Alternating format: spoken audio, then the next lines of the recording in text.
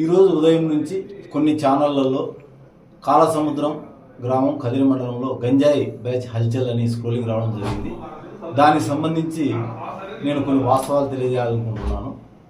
కాలసముద్రం గ్రామంలో మొహరం పండుగ సందర్భంగా ఇద్దరు ఎస్సీ అబ్బాయిలను, ముగ్గురు నాన్ ఎస్సీ అబ్బాయిలు మందు తాగడానికి పిలిచినారు. అయితే మందు తాగడానికి ఎస్సీ అబ్బాయిలు నిరాకరించినందున మరుసటి దినం వాళ్ళని పిలిచి ఎందుకు రాలేదు మందు తాగడానికి, మేము పిలిస్తే రావా అని చెప్పేసి ఎస్సీల మీద ఆ ముగ్గురు నాన్ ఎస్సీ అబ్బాయిలు దాడి చేయడం జరిగింది. వీళ్ళంతా 5 మంది కూడా మైనర్స్ కావున వారి పేరు చెప్పకూడదు. ఇందులో గంజాయి తాగి వారి మీద దాడి చేయడం అనేది పూర్తి అవాస్తవం. దీన్ని క్షుణ్ణంగా విచారించినాము. అయితే అది మా దృష్టికి వచ్చిన వెంటనే మేము తక్షణమే స్పందించి వారి ద్వారా ఫిర్యాదు తీసుకుని దానికి సంబంధించి 118 క్లాస్ 2 BNS SC/ST యాక్ట్ కింద కేసు కూడా నమోదు చేసి గాయపడిన వారిద్దరిని కూడా హాస్పిటల్కి పంపించడం జరిగింది. తొందరలోనే ముద్దాయిలు కూడా అరెస్ట్ చేస్తాం.